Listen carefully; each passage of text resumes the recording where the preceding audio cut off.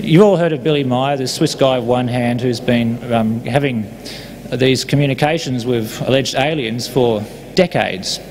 And they told him many, many pieces of information, including this piece of information about the highest mountain not being Mount Everest. And a few decades later it came out that what they told Billy Meier was correct, and we put that in Nexus. And we got a barrage of very upset emails from academics in different university institutions. Now, we publish a lot of pretty bizarre and off-the-wall information in Nexus, and a lot of it can be substantiated. But of all the things we published, I've never had such a deluge of angry emails demanding we print retractions from academics as I have every time we've done something on Billy Meier. And from my yardstick, I sort of noticed that when we do something which gets a really angry outburst from academics in tertiary institutions, it usually is a yardstick that we're touching someone's raw nerve. Now, I don't know what exactly it is in this, but I'm sure that as you watch Michael's presentation that you'll understand more. One of the other interesting things, I don't know whether Michael presents this in his coverage because there's a lot of information, is I was talking about this last night in the mingling and networking session. Billy Meier was told by these Plejarans, as they call themselves, decades ago, that in the early 1990s a comet would be discovered. And he said that this comet would be given the name Tutatis, and that this comet would pose a grave threat to the safety of Earth around September 28, 2004. He was very specific on the dates, and the time frame in which he announced that it would be discovered was pretty specific, but more importantly he gave it the specific name. Now, to say what the name of a comet would be decades before the comet was discovered is pretty phenomenal, and he was correct. The French discovered it, they named it Tutatis, and its close path to the Earth was in that September of that year, a couple of years ago. So we're finding now that as more information is being translated from German and Swiss into English, we're finding new information that Billy Meier was told that is actually showing up on the test of time. Now, you have to decide whether you believe all of it or some of it, but Michael's presentation is quite compelling. We invited him to our Nexus conference in Amsterdam, and it was very well received, and even a lot of sceptical, die-hard UFO buffs who've rejected the Meier case and the Adamski case and all the classic ones have given it a rethink. So Michael is here to tell you more. He's come all the way from America. Please give him a big warm welcome to Australia and to our Nexus conference, Michael Horn.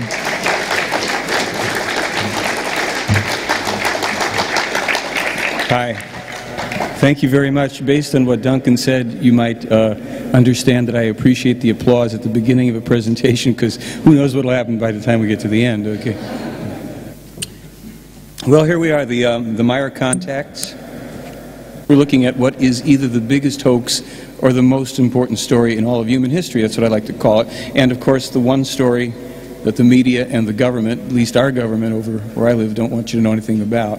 I don't know about here. I claim that it's the only scientifically proven and still ongoing UFO contact case over 6 decades. I also say it's the key to our future survival, and I'm going to see if I can make a case for that with you here today. What are the connections to these events? We're going to explore that because, believe it or not, while this appears to be simply a UFO case, we can see connections in here quite possibly to all of these and other events. So let's find out who Billy Meier is, and we're going to start back in the period of time around 1942 and up to 1953. This is a picture of Meier when he was 8 years old, 3 years after he started to have his first voluntary face-to-face contacts with a man who was called Svath, a Plejaran extraterrestrial human being. Now, the Plejaran, just to establish a little bit about this in the beginning, we won't say a lot about it, but they claim to be the descendants of some of our own gods of our antiquity. Their forefathers were among the gods of antiquity, and they also claim in some cases there's lineages on Earth whereby the gods had mated with or done genetic experiments with indigenous, slowly evolving humans, and so they have what they call a self-obligated mission to attempt, without interfering directly in our world and our lives, to help us to rectify mistakes that we still suffer from, initiated by their own distant forefathers. Svath looked something like this. He was described by Meier as an elderly man who appeared to him to be about 90 years old, wearing what looked like a deep-sea diver suit without a helmet. Svath was apparently, according to the information, 900 years old. And he took Meier for one trip, one time when Meier was 10 years of age, to meet Gandhi. You know, I should probably say at this point that I divide this case into a couple of areas. That which is factual, that means I think I can prove it, and that which is speculative, it's in the information.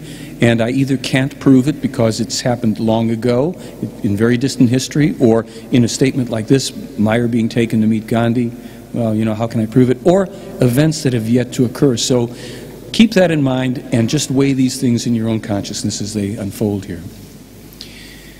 There was a parish priest in this little canton in which Meier was growing up. His name was Father Zimmerman, and he had apparently, allegedly, been contacted also by these Plejarans in order to prepare him for being able to be a confidant to this young fellow who was going to start to have some very interesting experiences in his life, which were quite unique for any human being on the planet.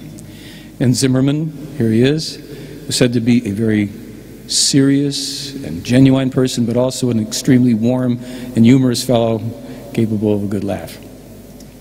So, 51 to 63. When Meier was 14 years of age, he wrote a letter that was based on the prophetic information Svath had given him at that time. He, with the help of Father Zimmerman, made 3,000 copies and disseminated them worldwide to whomever they could think of, governments, scientists, etc. You might imagine that he received no responses, and that imagination would be correct. These were some of the topics that were hit in that letter in 1951 by Meier. And apparently in Switzerland they have an old raggedy copy of it, and I think some people are going to ask to see if it could be possibly dated in some way to make sure that it was an authentic, you know, we're making some claims here. So these were some of the things that young Meier had already been informed about by the time he was 14. In 53, his contacts began with a woman whose name was Asket. Apparently she and her people live in an adjoining universe to ours, called the Doll Universe. And she took him on all sorts of excursions, allegedly also time travel, as well as a trip beneath the Giza Plateau, underneath the Great Pyramid, where he was shown a number of very interesting things pertaining to a negative extraterrestrial race that was based here on this planet up until 1978, that were the distant descendants of the lineage that gave us Jehovah and some other misery thousands of years ago. Asket looked something like this, although her hair was rather dark and not, as it might appear here, blonde. Meier did all sorts of stuff as a young fellow, including joining and fleeing from the French Foreign Legion. He traveled, he actually hiked around these 43 countries, covered 155,000 miles by foot, met many of the world leaders. He was encouraged to study the major religions of the world, having been raised in a small religious village in Switzerland, and as the mission, as you'll see, unfolds for him in his life to have a very much broader view of the realities behind all religions, he was encouraged to join as many as he could, study them, keep going from one to another, and apparently he did. That name Billy was given to him by a woman who observed him traveling around. You'll see in some photos in a minute probably why he took that name. He's 20 years old, typing in Switzerland. And he's in Morocco. He's on the road somewhere. He's in Paris. He's in the middle here. Oh, maybe I've got the ability to use this thing. Let's see. He's, I think, right there. He's with some Jordanian partisans, desert fighters here, carrying his sidearm and a knife, the Swiss badge on his apparel there. Here he is in King Hussein's palace, outside with the guards. Among the people that he met, King Hussein of Jordan, Farouk, Nasser, Ayub Khan, Haile Selassie. He met Franco, Tito, Nehru. He met Indira Gandhi and Rajiv Gandhi, Radhakrishnan. He met Saddam Hussein. Pardon me. Those photos were not taken by him. Those were just the ones that were taken about the time when those people were about the age that he was meeting him.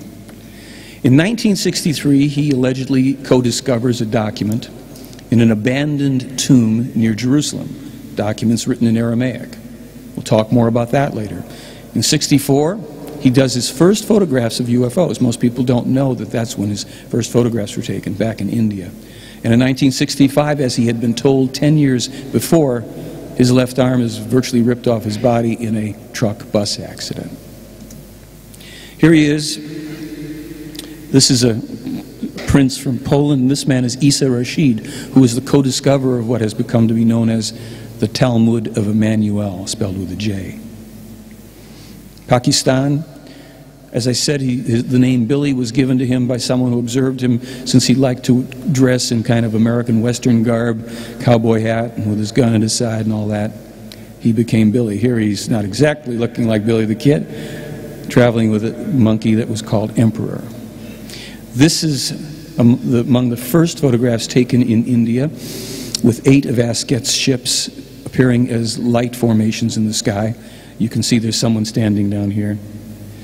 This is above the ashram, the Ashoka ashram in Maroli. Here you can see a much more distinct UFO. That is Asquet's ship itself. And yet one more photograph of it. So for those people that claim that Meier was taking photographs of models, he's out in the middle of nowhere in India in 1964, and he's taking photographs of something that's rather compelling. His story is written about in the New Delhi Statesman that year. He's covered for the first time in the press. All right. Here you can see, we just give a little bit of detail about his daughter, Gilgamesha, being born in Pakistan, travels with the family, and then the returning to Switzerland. So, no more cowboy garb, minus an arm, with a pregnant wife and a child. And now, with 3 children, living in Switzerland a couple years before the major contacts will allegedly begin. Right around 1975. Now, this little update, there's a retired UN diplomat. She was one of the children at the ashram. She and her sister were the, I think, the grandchildren of the head of the ashram. And they were among those people who witnessed the ships. They had met Meier there.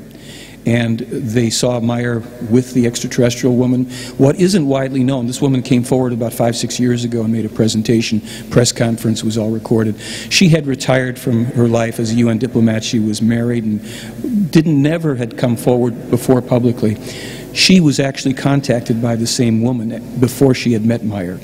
And, excuse me, she had been prepared in effect for that meeting with Billy by this woman who would come into her room at night, she said, and she would stroke her hair, and she would notice that when she woke up in the morning, even though she didn't think she had spoken with this woman or been spoken to by her, she had new knowledge that enabled her to, for instance, be able to understand and know people very quickly, and areas of intuition that she thought were much accelerated in their development that she had not expected. There were other things that she'd spoken about in terms of her own contact with this woman. But she came forward basically to attest to the fact that this man was being truthful. He indeed had these experiences because she was there and witnessed them. And now she went after that and to Switzerland and met with Meier, who you see in the lower left as a man of about 66 or 7 at that point. This is the period of time in which the so-called official contacts are beginning. And that means information was intended, as well as evidence, to be made publicly available, to start to document this work and to put into the public arena the actual essence, the purpose of the contacts that started with Meier in 1942. So, nice pastoral, beautiful place. Here he is in 75, shaven. Semyaze is the name by which he knows the first woman who contacts him in January of 1975. She then meets her father, whose name is Ptah, same as we kind of know from the ancient Egyptian god. And he is allegedly the leader of the Plejaren race. And Quetzal was what was called the base commander for Earth when they had their base in the Alps. There were several bases on the planet, the primary one being in the Alps, and that has been abandoned and closed up. Lieutenant Colonel Wendell Stevens, some of you people probably know about Wendell. He, along with Lee and Britt Elders, were the primary trio of the research team. They were joined by Tom Welch, Jim Delatoso. There were people that played various roles in examining the physical evidence. This case took about 6 years of their time in investigation and an immense amount of their own money for their being on site in Switzerland for off and on, back and forth. There were a lot of things that happened in that investigation that I'm not going to cover that had to do with their own experiences, with the monitoring by the CIA that's been going on for 30 years of the Meier case, and every time they got on a plane. And the two people, Lee and Britt Elders, are high-level private investigators and security consultants for Fortune 500 companies, for banks, and even for governmental institutions. And they were all savvy enough to know that they did not want to book their airline tickets when they were going back and forth, so they would just go to the airport and get on one of the, I think it was Tower Air or something like that at the time. Nonetheless, every time they would arrive in Switzerland or in London to go through, there was someone from the CIA waiting for them and brought them first to a building in London, briefed them or debriefed them, looked at their photographic evidence, gave it back, and then sent them on their way. They were never able to shake them. So, some of the physical evidence, for those of you that are familiar or aren't, this is a classic shot, the kind of sun glinting off the ship here. Just so you know, the investigators did make models, brought them to Switzerland, hung them wherever there were supporting objects like trees where they could set up a comparable shot for the purposes of photographic examination. Now, if you look at these, you're going to notice that compared to most so-called UFO cases, these are rather clear. They're not lights in the sky, and they're not triangles either. Meier oftentimes set up an object in the foreground. He was advised to do that so that there'd be some depth here and people could have a little bit more of a challenge to their belief that somebody simply had a fishing pole and was holding the thing up. So now you have 3 of these. Now understand, Meier indeed is a one-armed man, and this investigation that went on for 6 years and then some could never discover collaborators, model makers, special effects people, even finances that could have been employed by Meier for such work.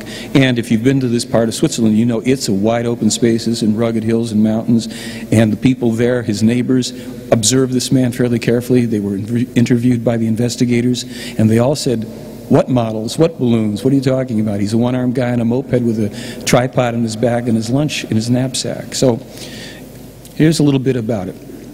Now, with the physical evidence, there's a fellow named Professor James Deardorff who became involved and interested in this, not so much for the UFOs initially, but more because of this book, The Talmud of Emmanuel, that we'll touch upon later. But Deardorff did, as this says, submit these photographs to forestry experts. He said to them, "Never mind that thing. Is that a potted plant? Is it a model tree? I want to know." Now, also remember, I had a presentation yesterday by Freddie Silva about the crop circles, and he talked about certain rings. Pay attention to these ships and some other things you'll see soon. As, of course, the slide prior, a few slides prior, the tree was determined to be an authentic Abies alba, about 40 feet tall. This is about a 21-foot in diameter object. You can see an antenna here, and here you can again see this tiered kind of, there you go. See that? These rings going out. Underneath, you can see some of the ring on the bottom. Now, look at that. In the early 70s, mid-70s, these were showing up on Meier's land. Well, he wasn't surprised, but he was asking why. He asked the Pleiaren and the others that came, "How come whenever you come, the grasses are swirled down like this, and we've noticed that they last through several seasons, and there's some unique activity with the insects, etc., etc." And they said, well, the anti-gravitic force from beneath the ship causes the grasses to bend like that, and it won't kill them. And gosh, we start to see crop circles with, you know, this type of thing. Of course, some people say the crop circles have had these kind of phenomenon for a long time, but it seemed to me for the longest time to be the same type of energy. And my early take on the crop circles was somebody is demonstrating to us what you can do with tremendous power that's creative and inspiring and doesn't destroy anything, a unique concept for humanity. Now, here's some other analysis that James Deardorff did. What we're looking at here is a triangular brace for a movie screen. Remember the old movie screens? You pull them up and they lock in place? Okay, that is one of the ships, and also you'll notice that it's in an angle. So it is at the top of the screen, so you could say, well, maybe somebody's suspending it, but it's a kind of odd angle to do it at. Now, you see the two arrows that Deardorff put in. There's the bottom of the ship, and there's the ship there, and that's in one frame. Now the ship is completely visible only at the bottom. Now, and we're having people are examining this, they're trying to get a definitive thing here. What happens here is part of the ship dips behind the hill. A clever little move on the part of the people inside it to say, it's not a model. We really are about a quarter of a mile away from the camera. All right. I think we're going to have, in a moment, here we go. Listen to this. This is the sound of the ship. And watch for two lights that are going to flash off the flange of the ship.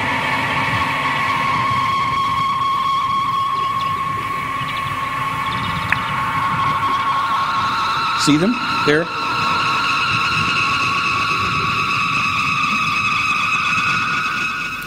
All right, I took that film along with other ones to a special effects house. I'll get to this whole thing about the skeptics, and I'll tell you what they said about that. Here it is. 2001, I take the films and photos to this international skeptics group, and they tell me that it's all an easily duplicated hoax. And I said, okay, well, duplicate one of each, like that film segment out of 8 films that Meier had taken, and duplicate one of his photographs. James Randi, big skeptic, debunker. Meier case is a hoax. I said, oh, okay. So 3 years later, after I've been in touch with these people for months at CFI West and they've got nothing to show, they finally post 6 little pictures of a UFO model. And then I'm on a radio show that's called Coast to Coast with Art Bell, and we're kind of tweaking them a bit, and the guy calls up and he's complaining about the unfair treatment. And so we simply say, well, look, why don't you submit your photographs to the same photographic analysis that Meier's were for authentication? Because Meier's photographs, they took samples of his photos and they examined them very, very diligently and precisely. They determined they were not models, they're not special effects, they're objects about 21 feet in diameter, etc. Well, the guy declined. And that was the end of that challenge. And then after that, Randy withdrew his claim.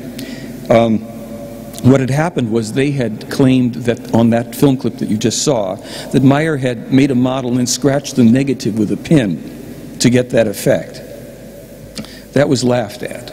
Now, this light that you see here is the first appearance of a light ship that came one night to visit Meier's property. It apparently could change shapes from a ball of light to an elongated light to something more like, well, I guess you'd say a bathtub glowing in the air. He was told that this was a ship from the Andromeda Galaxy that had beings who were already in almost complete light form, a form that we reach after just a mere few billions years of evolution, so we don't get there quite yet. And they were a small race. They were very small, like light beings, and they didn't communicate with Meier. I guess they didn't want to have anything to do with that type of effort into the material world, but they came for a visit. Now, once the skeptics had to deal with the fact they couldn't duplicate those films and photos, then this thing, 3 different sizes of it, is photographed by Meier. And of course people say, well, it's got to be a garbage can lid with ball bearings. This one was calculated to be about 50 feet in diameter. And this one, up close, can you see, there's an interesting break here. You probably saw in one of the crop circle formations how there was a ring thing and there was a space, and then there's some interesting information about magnets and all, and I'm not really all that wise about it, but I did notice that break in that area down there. Come on, you can do it. There it is. All right, watch this.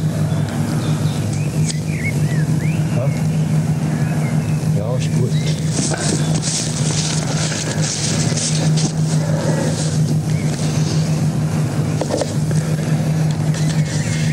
Meier set up a video camera, and he's there zooming in what would be close to 300 to 400 feet.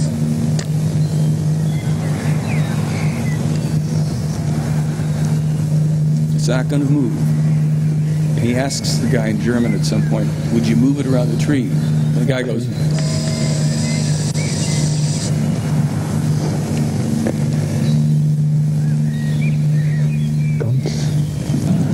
and there's the full shot again. Skeptics go crazy. It's got to be a model stuck to a tree. Okay, make one. Marcel Vogel, a senior scientist and chemist with IBM, had been carefully analyzing the tiny metal fragments Sumyasa had given Billy. Metallurgical analysis had revealed the presence of the rare earth element thulium, but it was through the lens of a scanning electron microscope that Vogel made his most amazing discoveries. I could not explain the type of material that I have and its discreteness by any known combination of materials. I could not put it together myself as a scientist. If I were to take these combinations and put it into a furnace, melt it, then pour it out and pull a little ingot, I would see all of these elements present there in any one area. But I don't. I see this discrete bits of material. Now, it can only happen by some form of a cold fusion process where you have the elements present and you fuse them together so they still maintain their identity, but they interpenetrate into one another. It's also a challenge because I showed it to one of my friends who was a metallurgist, and he shook his head. He said, I don't see how it can be put together. And that's where we are right now. And I think it's important that those of us who are in the scientific world sit down and do some serious study on these things instead of putting it off as figments of people's imagination. Could I say this material is extraterrestrial? It doesn't look like anything that we've made here. At this moment, I would feel very much inclined to accept what was given to me as being true. I see. I respect the people I've met so far, their integrity, their willingness to work. Mr. Della Tosa in his work on photography, and Mr. Stevens, the way he has done his best to give me specimens. We have all done this for one thing, to serve and to find out what truth. Did you notice the different types of metal in the ship? There was like a copper-looking thing, a ring, and maybe another one. Okay. So the special effects company, I finally asked them, I said, could you duplicate these films? And they said, if we could, we would need CGI to do it. And they're the people that won the Academy Award for Independence Day. This is a kind of weird thing. I was just in Switzerland in May, and we had a crew up there from Discovery Channel, producers making a show for the Discovery Channel from London. And these, as it says here, there were these very unusual handprints and fingerprints in the hood of the car. This is, let's see, you see that car? That's either the same car or it's in about the same space as the car in question. This is where Meier lives, and there he is at 68 years of age now with a producer and a translator next to him. Here's the hood of the car, getting closer. Now, if you look here, you're going to see that there's, here's his hand, and there's a thumb, and you can count 6 fingerprints there. If you look over to this side, to the left, you see arm and hand prints. Now, when you get real close to this, you can see the papillary lines. You can see the swirls. And it's a really weird thing. It's been there for over a year in the Swiss, etched into a car hood through the summer, through the winter, through the summer, and going again into winter. And I asked if we could get some scientists to examine it, and they said, well, sure, just don't tear up the car, you know. Apparently these people that came, they were little beings, about 1.25 meters tall, 6 fingers and a thumb, and their skin secretes a bit of corrosive acid for what our chemistry of our world is. If they touch our things, it kind of has an acidic effect on it. Meier said that he'd met them once, he didn't see them that night, and that he was told not to shake hands with them, but he couldn't resist wanting to touch with their finger, and he said it burned for several days afterwards. So it would be great to have it examined. I think that if you had an anatomist, somebody who understood the dynamics and torques, that which would distinguish a real handprint from simply the application of fake fingerprints, it would prove to be fairly interesting, don't you think? Get a picture there? Okay. So, A little closer. There are about 4 or 5 sets of these all over the hood inside of the car. And we have these posted on the website for free so you can get a better shot of them. So when we talk about the physical evidence, certainly there's a tremendous enigma here, especially since it all increased in quality, variety, quantity since he lost his arm. How do you account for that? That isn't the way people usually perform when they encounter a disability like that. He did decline several movie offers. We know that to be true. His answer to the whole thing about how do you make the films, you want to use special effects? He says, no, I just take my camera when the ship comes, I press the button. Not so hard to do. This is new. Well, it's newly found. It's actually happened a couple years ago that the Swiss Military Airspace Safety Monitoring Unit recorded 236 UFO radar sightings right above his land in a 2-year period. Now, they set up special radar installations in the Zurich Highlands. Why'd they do that? Maybe they knew. And they did know, because they've also sent jets up to try to intercept the ships. So we're going to try to get through the UFO part of this, just to, establish as much about it as we can, and then we're going to have a few shots here where Meier is in a craft above the Earth photographing 2 other craft. He's above those 2 craft. A very tall tree, or he's really in one of the ships. These are some of the scientific experts who have looked at the Meier photographic film, sound evidence, the metal samples, and from a special effects point of view, etc. And basically what the people are saying is, this is either there's a master at work here, or this stuff's all real. So here's a kind of an overview of the physical evidence. And at the very end, I mentioned that Meier has been the target of 21 documented attempts in his life to date, most of which have happened since 1975. One of them happened in India in the 60s. And he says it doesn't bother him anymore. It was a bullet in his arm. And I said, why not? He says, because that was the part of the arm he lost. So he has a cute sense of humor. All right, let's talk about a higher standard of proof. I like to refer to it that way. Dozens of specific discoveries and events published by Meier before occurrence. Actually, it's dozens and dozens and dozens. I only have a certain, 6 or 7, 8 dozen in English, but in Switzerland they have books in German where they've printed all his reports out, the dated reports and everything, and then they've got the newspaper articles just peppered all the way through, showing years later this was confirmed. You can understand what I'm talking about. The independent corroboration of the accuracy of the information and a really conspicuous absence of erroneous information. You'd expect that if it's a hoax, or if you're really a lucky guesser, you're going to have a commensurate volume, at least, of stuff that's just dopey and wrong. There's a numbering system that was put in place in 1975. They said to Meier, January 28th, 1975, we want you to number every contact that we have with you from this point on because you're going to publish and disseminate them. He said, okay. They said, we want you to number every sentence we speak to you. He said, what do I have to do that for? Because years and decades from now, people are going to accuse you of being a hoaxer and a fraud. They're going to say that you've gone back and inserted things and rewritten your transcripts to make it look like you had received this information before. However, if when we speak you have a number 1, 2, 3, 5, 10, up to 100, some of the conversations have 300 or more sentences in them, they will be sequential, they'll be in order, they will have been disseminated in German and some of these contacts in English, and any and everybody that's going to have a copy of it's going to have the same stuff in it. And you're not going to be able to go back, or that won't be proven to be true. So that's what he did, and that helped to render these documents unalterable.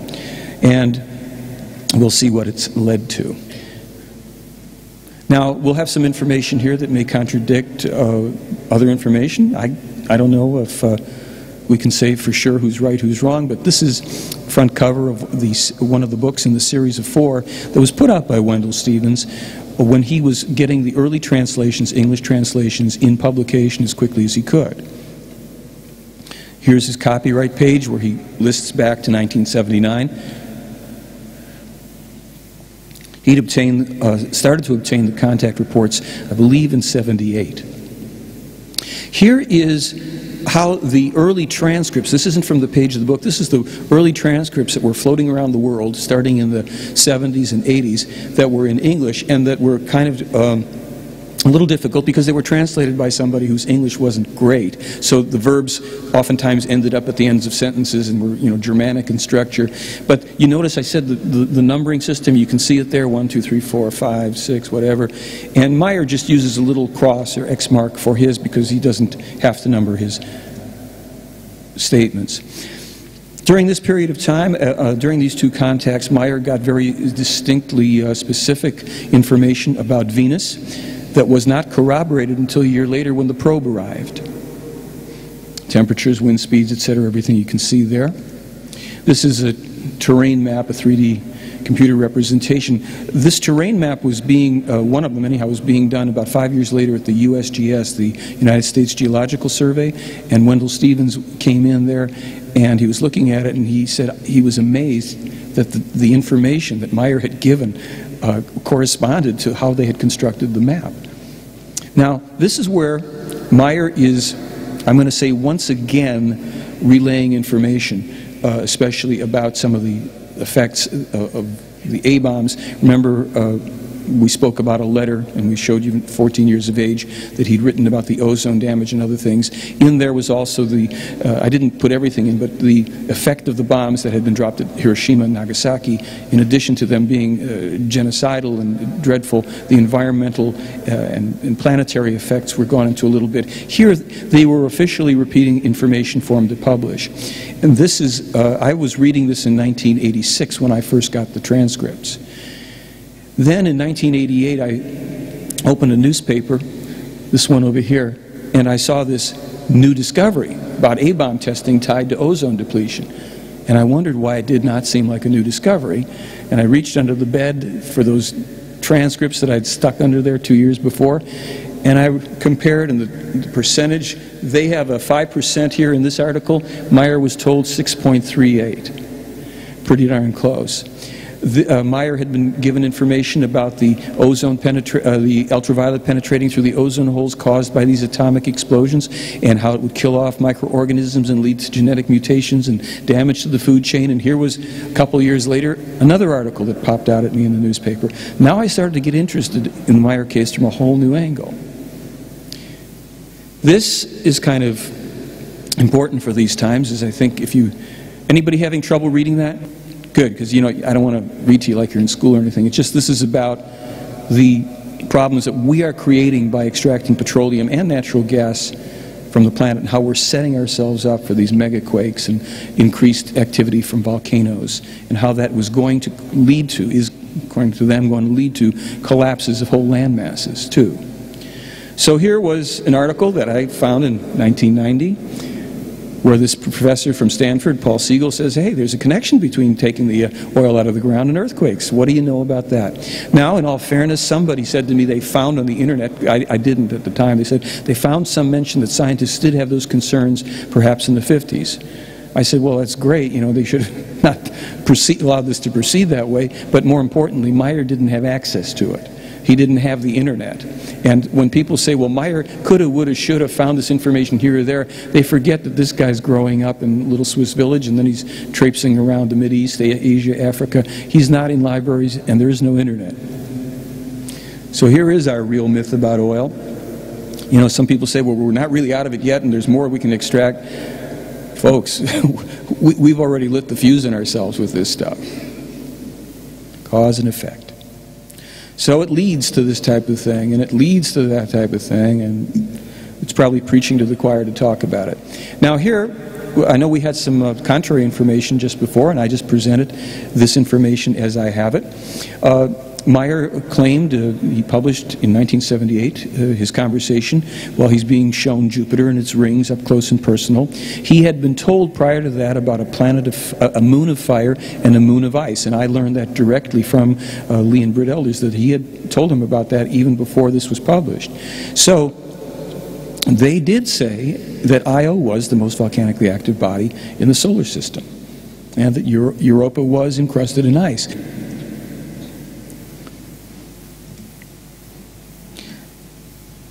Now, I called Dr. Joseph Vaverka from Cornell and ran that by him told him I had a Swiss friend who had published the information before the probe got to Venus, and he said, really? Send it to me, and I did. And this was his one statement before he hung up on me. He didn't want to answer any other questions.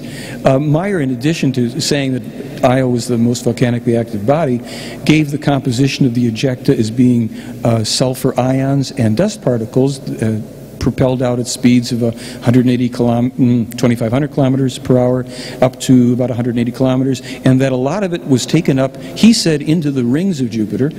Some scientists have said that they discovered that this matter is going into the torus, not the rings.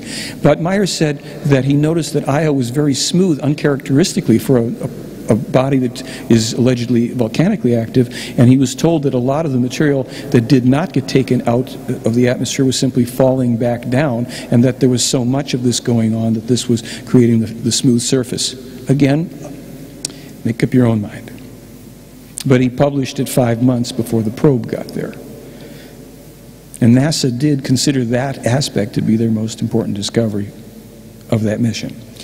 Now, here's another example. This is very diverse. We're going to look at the diversity of information Meier's told about extensive magma chambers underneath Vesuvius, that when it goes, it's going to take out not only, a good part of Naples, but a good part of Rome and the Vatican. Nobody was shedding a tear about that idea when he was talking about it, but I don't know what your sentiments may be. They'd recently discovered 400 square kilometers underneath our magma chambers in the Pleiar and said, they haven't found it all. Trust me, it goes all the way. So that's about 22 years beforehand, and indeed it was published prior. Meier was told that Saturn actually has 29 moons. When he was told that, he thought there were 12 that had been discovered. He was corrected and told there were actually 16 had been discovered at this time. But he was told by this ET that our scientists were going to misidentify a number of moons and actually give Saturn too many moons because they would misidentify some of the asteroids, the Adonis asteroids, as moons, when technically in their technology there were only 29 moons. I think the scientists finally hit 29 of them in November there, and then since then I think they've said they think there's 4 more or what have you. He also published this interesting article, interesting thing that he was told by the Pleiaren about a sun system with 3 suns and 16 planets. Actually, I didn't put it here, but he was told that this was an inhabited system where the peoples in this system had overpopulated to such a high degree, and their system was dying. They had to be relocated, and they were actually getting help. In this cosmology, the Meier contacts, the Pleiaren people claim that they know of 41 million human life forms in the universe as they've encountered it so far. 343 different skin colorations of all heights and sizes and varieties. Well, the 3 sun, 16 planetary idea was corroborated just in July by Dr. Konecki. Not that particular system probably, but that it could happen. Meier was, this one they said, don't publish this for a while, let this, come out, keep your mouth shut, because this guy was strangled, and he said you have enough trouble with different parties, with religious, strong opinion. Some of those people have been the ones that have tried to kill him. So indeed, in 2005, they came forward and said it was not a suicide. Odd little things like this about being told that spinach genes will be transferred into pigs in Japan in an experiment in 2002, and indeed they did in 2002 do that experiment 15 years later.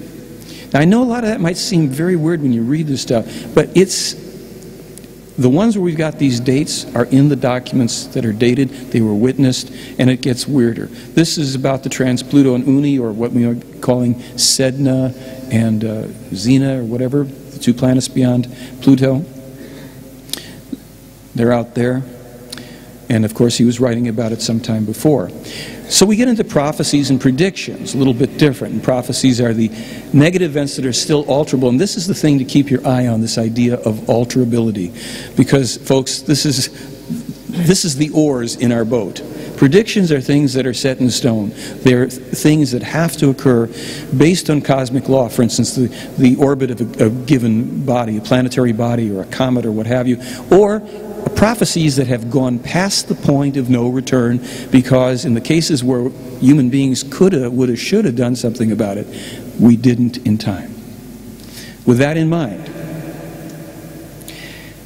This is where people said, well, what, did he have anything to say about the floods and the tsunamis? I said, well, you know, as far back as 1976 and 77, indeed, even earlier in 51, but these we've got dated and published, and they're in transcript form, specific information about the damage we're doing to the environment, which is going to lead to this phenomenon. Of course the planet has earthquakes, floods, volcanic eruptions and all, but the intensity and frequency is out of balance. So here are some of the transcripts, and I read this, well, I had this in 86, but back from 76. Entire nations will sink into the waters, blah, blah. So they have been trying to warn us. Some people might think that it's been ineffective or impotent even, but there's been an awful lot of opposition to the Billy Meier contacts. Now you might know why. It's not just about UFOs.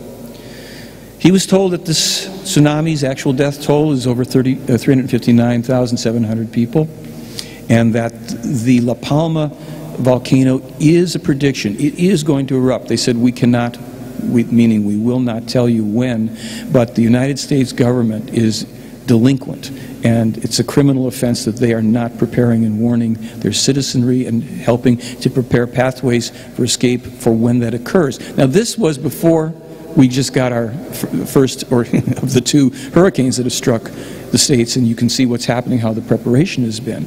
They've said that that will take 20 million lives if we don't prepare over there. The wave will hit the shores of Portugal, Spain, and France as well.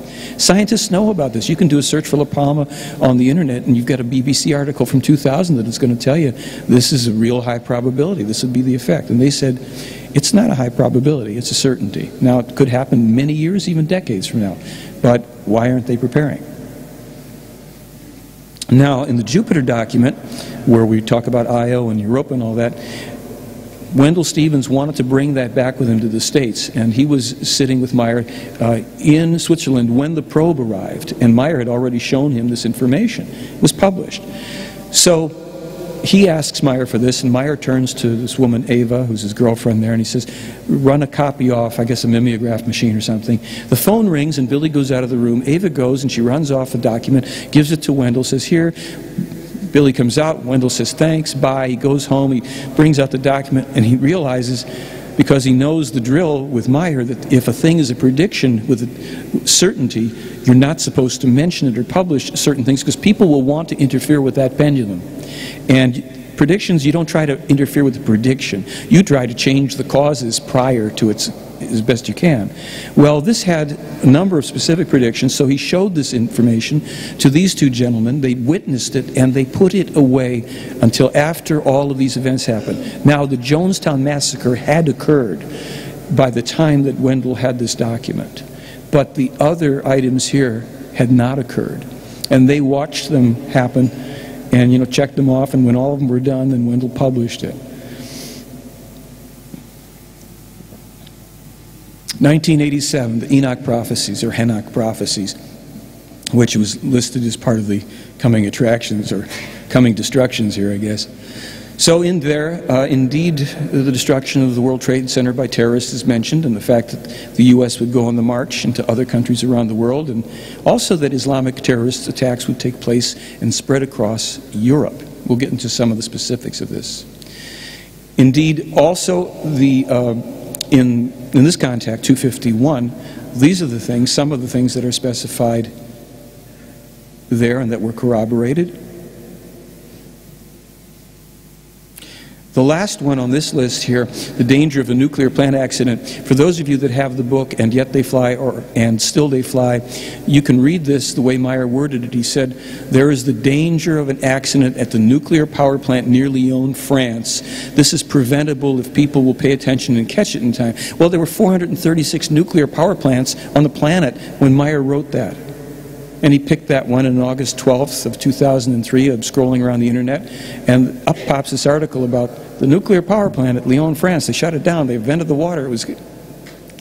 Okay. Also, of course, he had written about human-animal hybrids. This type of thing was corroborated in 2005. I think University of Minnesota had worked on such things for a couple years.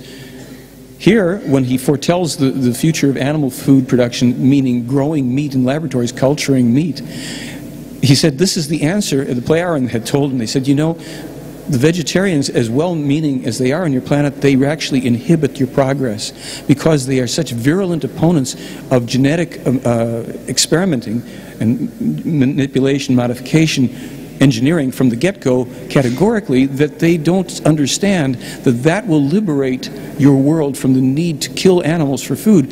This substance, the meats and the proteins and the acids and everything else inherent in that, is a perfect substance for human nutrition, based as it is on the evolutionary, you know, stream of humanity. But if you will allow and guide and guard this genetic engineering process that you are in and you will never turn back from, because it is the way of your technological evolution, and it will lead to a lot of great things and a lot of horrors, but that's life. They said that will get you past. Of course, here we now, in this magazine quoted here, they want to do experiments to grow fish flesh in laboratory, in vitro. Here we go from the Enoch prophecies, and I've put a bunch of this stuff up there.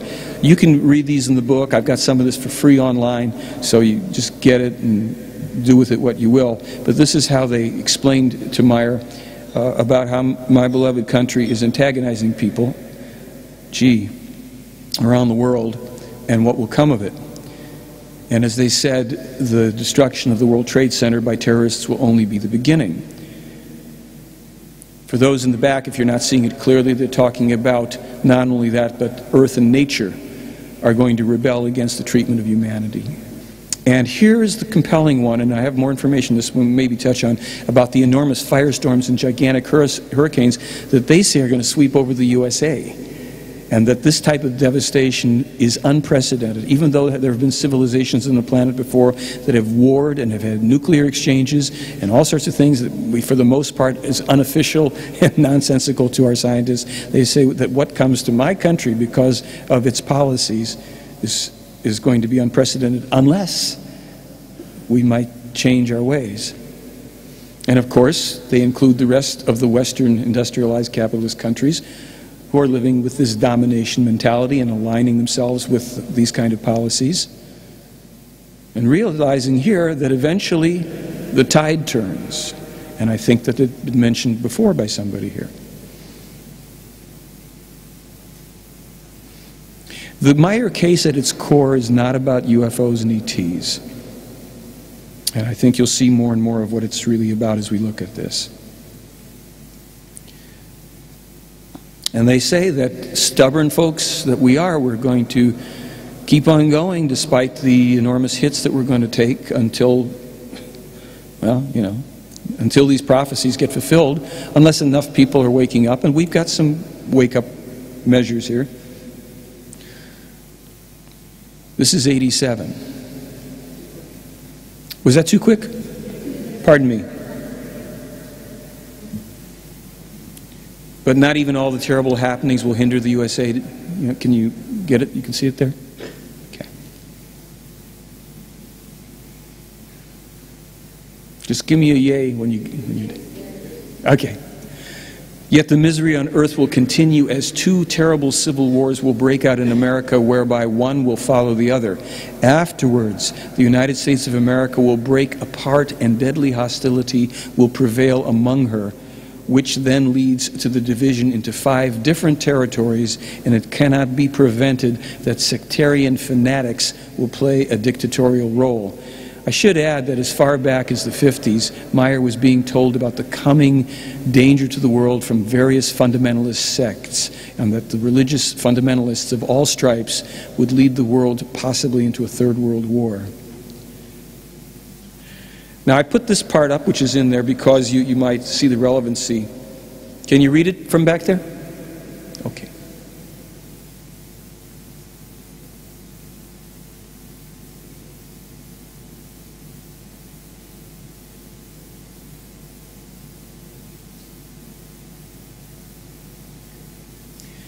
Basically, they've said, if we allow all of this to go forward, there's no place that is not affected. Some places later than others, but basically, you got it? Okay. This was from a conversation in 1989 where Meier is commenting back to Quetzal about the whole prophecy that was given in 87 about the destruction of the World Trade Center. He says, monstrous, really monstrous. It would also be just as monstrous if, when, the World Trade Center would be destroyed by terrorists with captured commercial airplanes, through which thousands of people would die. That Bush Jr. and various of his criminal trusted ones knew that then, however, undertook nothing against it. A criminal act that gains Bush the upper hand and he can let loose against Islam, naturally always under the cloak or veil that they want to free the USA and the world from terrorism. It would not be discussed that it would be the Bushes who would bring the greatest terror over the world, at least for the next 15 years. 21 attempts on Meier's life. Get the idea?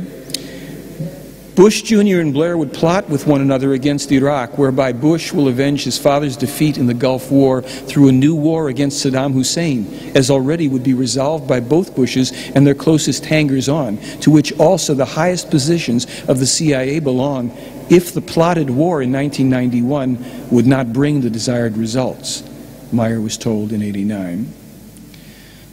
I did a little search on the internet. Over 200 unprovoked attacks, invasions, bombings, destabilizations, overthrows, etc. by the U.S. against other countries, none of which had attacked us. None. Nobody. I looked through the list. Guatemala hadn't invaded Los Angeles last time I looked. So here it is, why we're in trouble, especially where we live. You send it out, 1, 2, 3, it reaches number 5, and it starts to come back. It was expressed biblically in this way. I think probably in terms of religion, the two best, most pertinent things I've come across, and maybe other great things, but if we were teaching these two ideas, what should we expect? If we are to avoid a third world war, the U.S. has to withdraw from all the countries, not just Iraq. It has to stop the world policing. It's got to stop attacking and aggressing against everybody who, Iran and Syria, Venezuela, whoever they've got on the charts next. And the war on terrorism, they said simply, it cannot be won by any other means. There's no military means of defeating a war on terrorism. What are you going to do, bomb your own country if you find a terrorist walking the streets? You have to bring your people back, get your house in order, become the example. And then there are other means that they talk about. It's on the site, it's on a DVD, you can look at all that, but we're just spelling out what comes if we don't. And this, they've said, we guarantee you, if you don't do this, you get that. This is what's in the prophecies. Remember, we have oars. We can change the course. We did have an offer from these. Was that too fast? I'm sorry, let's go back. There we go. It's pretty grim. Make sure we get it all. I can get through that one, Okay? Bad enough? Okay. There was an approach to the U.S. government, to the Carter administration in 1979. The stipulation was that Meier would be the representative for the Playaran people. The U.S. refused the terms of the contact. And I have to say, I've read the letter, and unfortunately there were things in there that any sensible person would realize that the U.S. would not go along with. I don't want to go into it in depth. It's just too bad. It just shows that wherever human beings are involved, and these are human beings, these ETs, things can and will get screwed up, and they have made mistakes. These are not perfect beings. They're trying to help, but they didn't understand us for a while. I even talked to Billy about it last year. I said, I have a funny feeling these Playaran people really didn't understand us all that well. He said, the truth of the matter is they didn't. See, they have the ability, they can look into us, but they can't do it in terms of the principle of non-interference, non-invasion of free will. So they took what they got. They'd see things, they took things pretty much on face, for the most part. They knew other things. But what Billy was saying was, when they discovered the depth of our lying to ourselves and each other and anybody else, they had to reframe their understanding. To them, it's illogical. When you lie, you don't change something, you just delay and compound the consequences and the negative event. So it's against your self-interest to lie. If you're going to say that we're going to go from this point in space to that one, you don't want somebody in the ship who's saying, oh yeah, I know how to do that, and doesn't. So they didn't know how to approach here, and they kind of blew it. but we blew it too. So the choice is really simple in terms of what they're talking about. We can have this, which I think we all prefer, or, of course, we can have this. I don't want to dwell on that one too much. According to the play Iron, here's some stuff that always, whenever I present to alternative, audiences, this is where people start throwing oranges and stuff. There's no ascension, there's no fourth dimension to go into, and no light bodies. Not yet. Ascension is basically a religious concept reworked from Christianity, which misunderstood because of the misinterpretation of the actions of a particular individual being taken up in a ship. They're saying he's ascending. Light bodies, a few billion years, tens of millions of incarnations from now, it might work out. There's no gods, angels, or ascended masters. It contradicts the laws of reincarnation. Channeled information, primarily unreliable. Maybe there's exceptions. Most UFO sightings are terrestrial craft. Not all. Real contactees are few and far between. Well, we did see at least evidence of 2 in this case beside Meier. Okay, Father Zimmerman and Fobal Cheng. There are 3 other races that they say do visit the planet, one of whom has a base on the planet. Others have come and gone over time. There's no doubt about it. As a matter of fact, our history goes back millions of years with the comings and goings of ETs. Most abductions, however, and mutilations are from secret services on our own planet, governments like, oh, I don't know, take a guess. They also say that the use of mind-altering drugs retards our spiritual growth, contrary to our subjective experiences and beliefs, and that we must indeed in time be prepared to face a hostile ET race, even more barbaric than we are, but better equipped.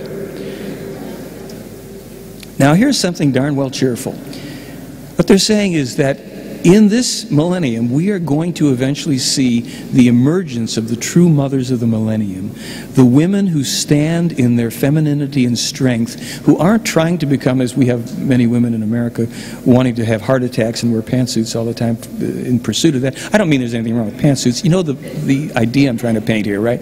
So, the emergence of women who stand in their strength and their femininity, who will tame this element of unreasonable violence in men and bring peace, real true peace. I think that by that time the men will be ready to give it up. So we're encouraged to leave behind what we're in now, what we've been in for a long, long time, the age of belief. Rational religions, cults, sects, etc. And to enter the age of knowledge, truth, factual, go there. So we talk about the age of knowledge. What does that mean according to the Pleyar? And they talk about the creation and its laws. We'll talk a little more about that in a second.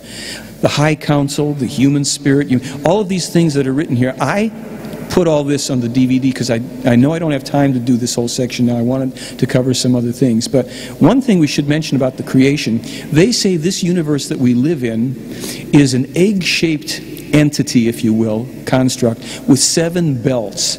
But that basically it's a double helix of energy that weaves and feeds itself. Does that sound familiar? Did we have somebody talking about the double helix just a while ago? They say that this creation that we're in, this universe, this is the source of all that exists in this universe, and just the human spirit is a part piece, a hologram of this creational energy. And then they talk about the purpose of evolution, and again, that's covered much more in the DVD, but this whole thing, they also mention that there's a vast sea of electron energy in space. All matter contains it. And that this, we should be turning to deriving our energy and learning how to access our energy from this electron energy. And I think that we had somebody speaking a little bit about the electric universe not too long ago. We talked in the very beginning about the Talmud of Emmanuel, this document that was co-discovered. They were actually 4 scrolls that were found by Meier and Isa Rashid in an abandoned tomb on the outskirts of Jerusalem in 1963, that they found an opening, dug their way in. There were stones on the floor. They dug around, lifted the stones out, and there were 4 scrolls wrapped in animal skins that had been sealed in a resin. When they opened the first one up to look at it, perfectly preserved for the most part, written in Aramaic, and turned over to Isa Rashid because coincidentally this man, a former Greek Orthodox priest, just happened to read Aramaic. Another big coincidence. Now, they speak about Emmanuel in the Talmud of Emmanuel and not Jesus, a man who was never called Jesus in his lifetime. And the prophecies section in that book will curl your hair. It doesn't curl mine because I don't have any. This is Isa Rashid, or was Isa Rashid. In 70, Meier received the first translation, 36 chapters. It took 7 years for Rashid in his spare time to go through it. He and his family had to flee to Lebanon when other parties found out that he had this document. He secured the documents in the walls of the building in a refugee camp in Lebanon, and then the Israelis came in shortly after he arrived there and devastated the entire village. The Talmud, untranslated parts and all, were destroyed. He and his family fled with their lives. They were assassinated in Baghdad by the Mossad, apparently. And in the Talmud, Judas is the writer, the scribe, and not the betrayer. A man of similar name, a son of a Pharisee, Judah Iharioth, was the actual betrayer. Adam's father was Semyaza. I think some of you know from the Bible there was a Semyaza mentioned. No? Yeah? Okay. He was what was called an El, and the Els were the gods, early gods on the planet. And the God of the Old Testament was an extraterrestrial leader. There were a number of gods involved at that time. The father of Emmanuel was a Pleiadian named Gabriel. And Emmanuel was the 5th prophet in a specific lineage of a reincarnating spirit that the Pleiadian had worked with starting at least 13,500 years ago. It is said here that Emmanuel survived the crucifixion because this was an event that they knew was coming. Joseph of Arimathea had brought healers in from India. There was a back entrance to this tomb. You're not dealing with a lot of sophisticated people at the time. I mean, the rest of the people there. After this crucifixion, when you get a chance to read the Talmud, which will be hopefully republished very soon, you will be able to read a lot of these details, and you can. Jim Deerdorf, who originally got involved for this reason, has found that the Talmud of Emmanuel resolved over 300 inconsistencies in the book of Matthew, about 100 of which weren't even considered at the time at which the Talmud was either discovered or translated. In other words, scholars who have found troubling inconsistencies in the book of Matthew found that those were resolved by the actual texts in the Talmud of Emmanuel. And that appears to be one of the bases upon which Deerdorf says this is the real document upon which the book of Matthew was written and based. And Emmanuel did not marry Mary Magdalene. She was, as Meier said, she was a girlfriend of his. I think the emphasis was friend. And he married an Indian woman. He dies somewhere between 105 and 120 years of age and is buried near Srinagar. Mary, his mother, who also fled with him and his brother and a couple of the people after the crucifixion, also has a tomb there. You know there's some books on this. Meier isn't the only source for this information. And a son of his named Joseph went to Jerusalem about 70 years after the crucifixion and sequestered the scrolls in the tomb. So there was nobody even around any longer who was alive at the time of the original event, or certainly able to intercede. In this Talmud, these are some of the things that are foretold. Emmanuel curses out the scribes and the Pharisees of the time. We're all familiar with a lot of the generation of vipers, which he used quite liberally.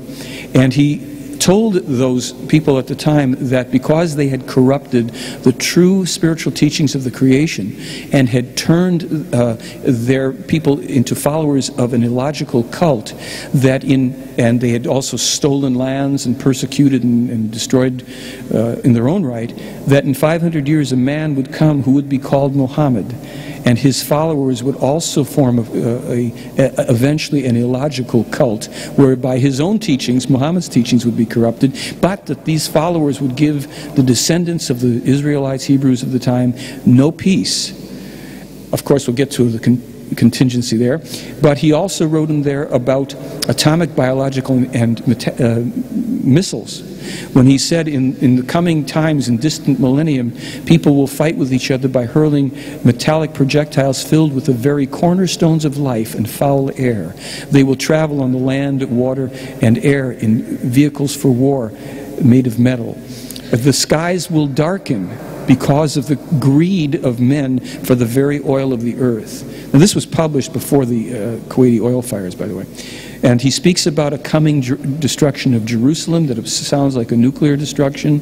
And he says, should the distant descendants of the Israelites, the Hebrews, not make a true and just peace with the descendants of the rightful owners of the land, they will know no peace until the end of time, and that their people will be destroyed.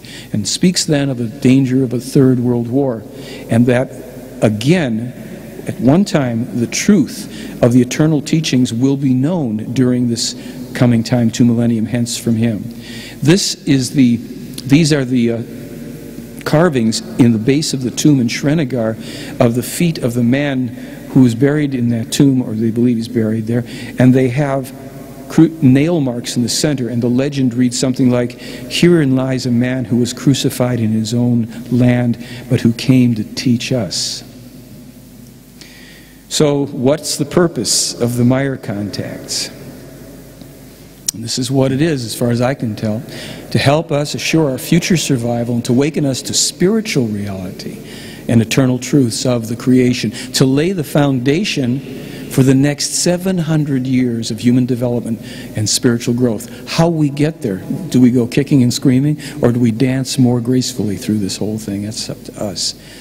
So in order to become what they call true human beings, we've got to give up all of this turning over of our power to the outside forces of our world, whether they're religious, political, cultic, new age, anything. We have got to take back our own authority, responsibility for our lives, and we've got to think. The power of thought, they say, is more powerful than everything except the human spirit. And if and when we decide that we want to think responsibly and learn how to put our thoughts out, they call it neutral positive thinking. I have more about this on the DVD, but this is just to get this in your mind here. That's how we create that path. It's not through strictly positive thinking where we deny a situation and say, oh, everything's fine, I'm wonderful. We have to recognize where we are in order to be able to choose a preferred direction, and to recognize also how we navigate based on knowledge and wisdom. So there are specific means of dealing with all of this terrorism and war. These people claim that it took them a long, long time in their worlds to settle down. They come from a lineage of just hellraisers, people who destroyed whole planetary systems because they attained great power, they attained great spiritual knowledge, but didn't always use it for the good. They paid their prices many times over. They'd like to see us avoid this level of destruction. And now this is a real key thing, and if we can get this straight, and that is at least look at this information and do with it what you will, we have been using, according to them, the absolute worst symbol for peace. And they say it's one of the reasons why 30 years later we don't have peace from our peace movement. We have something which is, we've taken the tree of life and turned it upside down and made it into the sword, it's a symbol of death in old cultures. It's the Nero cross. They said that the original cross of the crucifixion was shaped as a Y, not the 90 degree. And when they crucified Peter, they turned it upside down to direct his life energy into the ground. It was like an inhumane, brutal thing. This whole symbol, they said the correct peace symbol, if you will, if you look in the center of this is a tree of life. This is an upward energy. This is the entire symbol. Meier was taught 1.2 million symbols of all sorts, so that when he would transcribe from the telepathic transmission, the conversations he had, with one hand in German on his keyboard, he was translating the symbols into the words and concepts simultaneously while he received them. That's the whole other thing. But this is what they say is the symbol, and this would be the colors that they apply to it. So, in this little chicken scratch here in the middle of nowhere, if you want to do your piece for it, so to speak, pun intended, you might want to contemplate that idea. And if you've got anything with a peace symbol, turn it around. Look at the two of them. See if you have a feeling. There's a guy named Dr. John Diamond, and he works with symbols and muscle testing and all that. He talks about something called the Madonna gesture. I don't know if you know what that is. It's basically like this. Tree of life, the upward inviting energy. This is a mother opens her arms to a child, or the father can do it too, but this is the invitation. This is the upward, ever ascending energy that we are being invited to refocus and redirect, and symbols are powerful things. So see how that strikes you. So it's up to us. Only we can, in effect, rewrite our future history. If those prophecies are our future history, or a possible, probable outcome of the path we're on, we've got to rewrite it, right? Yes, indeed, the requisite commercial. I've got a DVD where all the stuff about the core principles, the spiritual teachings is gone into in greater depth, what the Pleiaren have to say about how to do this and how to do that. And most everything you've seen here except the early years of Meier's life. I didn't have that there. And as it says, that's here, that's there. I have a website where these books, and I would encourage you to look at the website that I've got with the free information. If you're moved to, the books are great. There's just so much stuff. The previous book that I just showed you, Guido Musbrugger, Austrian school principal and teacher who was a skeptic and went to visit Meier. He's been hanging out there for 30 years. He's photographed the ships. He's seen the ETs himself. And he has...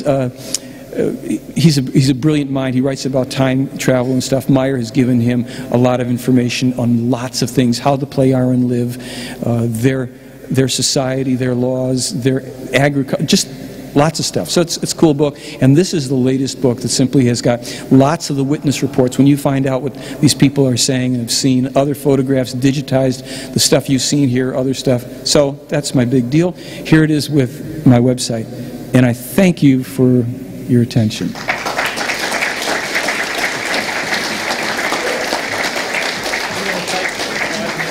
Oh, absolutely. Sure. Make sure you repeat the question. Okay. You had a question? We can do that a little bit.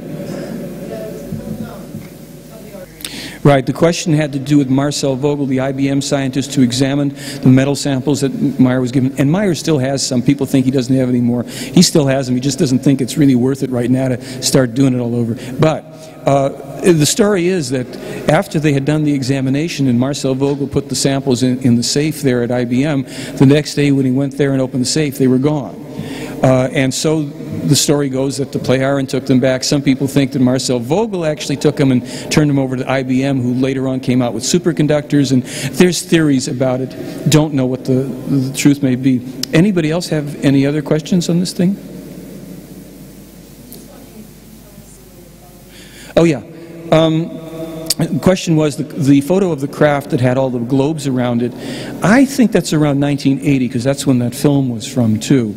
And that's a real enigmatic thing. But they told him that was capable, that was space and time traveling capable. They took those out of use around the planet because it was of soft metal and it was corroding in our atmosphere.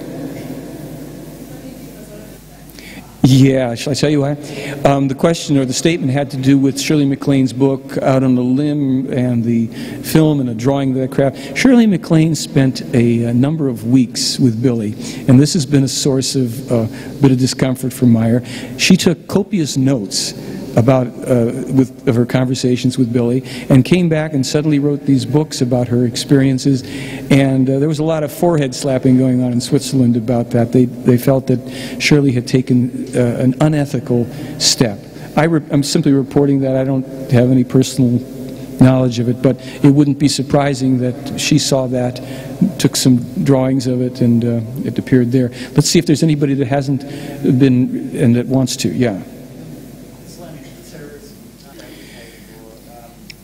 Let me put it this way. The question had to do with how much of the Islamic terrorism was fabricated by secret organizations of different countries. Meier was told at least as far back as 81 that's when they first told him about Islam, there would be fanaticism coming from it. In 53 he was told about the fundamentalist terrorism that would arise from the major religions.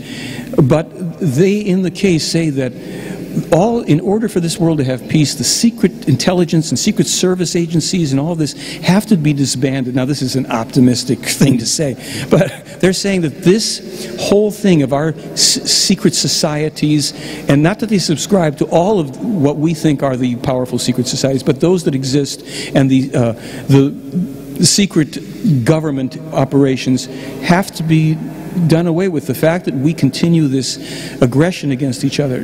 Now, I'm going to just branch a little bit and say that what's talked about more on the DVD is the genetic manipulations done to our very distant forefathers 22 million years ago that we all on this planet carry, which are two factors: the restricted lifespan to about 100 years and the propensity for violence that is increased. That's why when they say for us to become true human beings, they're talking about beings that have a different balance. Our aggression that we take for granted, open the newspaper, turn on the TV, is an aberration. And it's an aberration because our distant forefathers were bred to be a warrior race to protect another race. That's in this material. I'm sorry to just leave you with that little blurb. It sounds weird, but do you notice I showed you, this was about dire predictions for the world. Is Australia mentioned in particular? Not, in what I've seen, not too much, but if you remember one of the pages that we had up there about the Enoch prophecies, it talks about even the equatorial regions will eventually get these disturbances. And when you read the whole prophecy, they talk about why and how. Because of the nuclear explosions, the spin of the planet is thrown off. It changes the orbit around the sun. I mean, this is the kind of stuff that is in motion. They claim that they stopped two things in particular years ago. One was a test of a missile that had either bromine substances or something to destroy put holes in the ozone from one nation, they don't mention who, that they were targeting some other nation. They thought that if they could blow holes in the ozone, they could kill those people by getting all the UV to go through. And as the Aaron told Meier, what these fools didn't realize is the ozone holes move, and they would ultimately be destroying everybody on the planet. The other thing was there was some nation that was going to test a chain reaction bomb. They said this bomb, had it been detonated, it would have only taken 8 minutes for the entire atmosphere of the planet to be incinerated and incinerate the planet. It would have been a crisp. And they said that was prevented. And they have certain means of preventing some things, which also include removing memories. In the book, for instance, in the book, And Yet They Fire and Still They Fly, there's photographs. There's a couple of photographs where Meier was told to take a bunch of people with him and to go photograph a little area of land where there was a tree. And they did, and they said, come back in an hour, whatever. They came back, and they took photographs, and they looked. There was no trace that a tree had ever grown there. Not like a hole had been dug up. There was simply no trace that a tree had ever existed. The series of shots where the ship goes around the tree, that tree is no longer on that land. The farmer that owns that land doesn't remember a tree ever being there. There was an incident, I'm just going to shotgun stuff at you. There were some people, workers, who used to come to, passing Meier's place to work in some place in the neighborhood, in the area, and they were very anti-Billy. They were always deriding him. They would always make negative comments. Not that Billy heard him, but the ETs who maintained a ship there were monitoring this and always hearing this really nasty stuff. And one of them kind of did a little out-of-line thing and allowed his ship to be seen by these guys. There were 3 or 4 of them. They all freaked out pretty well. Now, a couple of them, they freaked out, but they were able to handle it. One guy went out of his mind and had to be institutionalized. One other guy, a military guy, killed himself, a guy in a military base near there, because he had been one of the skeptics and he saw the ship. I don't know if it was intended or not. This stuff was all documented. So what the Plejaren did with the guy who ended up in the institution, because they realized it was their responsibility, that just to prove a point was a very stupid thing to do. They're human beings. They went back and erased his memory of that event. And the brothers came to see Meier. And they said, listen, we're sorry, we've been criticizing, blah, blah, blah. And they were told by Meier, they said, your brother's going to be okay, but you must never talk to him about it. Don't try to remind him of it. He will not remember that it happened. He cannot handle that reality. So that was taken from his consciousness and just let it be like that. Now, these are things that I put in the speculative category because I can't prove it, right? But there's... What talk? Oh, I'm sorry. It's working already.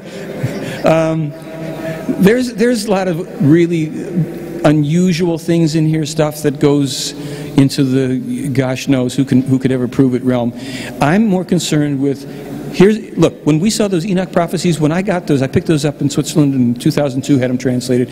I read those and I said, why do I even want to know about this? That's grim. And then as quickly as I asked myself, I got the answer. It's because they've given us 50 years worth of prophetically accurate information in the most diverse array of topics and areas, and it's been spot on. And they're saying, if you have the wit, you're going to recognize that we've given you a foundation that authenticates. Our credibility should be intact with you sufficiently that you would look at this and see that it's a prophecy and want to do everything in your power to not allow it to come to pass. This is now, we've shown you this is so. And when you look at some of the things that I listed there corroborated, I have on the website for free, you'll see specific volcanic eruptions, earthquakes. They'll tell them the dates and the places and how many people are involved. They did a lot of that. Now, not every time. They sometimes will give an overview. But basically what they're saying is, look, you folks are praying to all sorts of, for help from above. And you're looking at all sorts of sources for prophecy. We're going to give you the most impeccably accurate source you've ever seen. Your prayers have been answered. Somebody wants to help you, but you got to do the work. We're done. We've done our bit, and whether it was a good bit or not, and whether it could have been done better, and I think it could have in many ways, it's up to us. So hey, why don't we get enthusiastic about waking up? That would be the thing. So, thank you.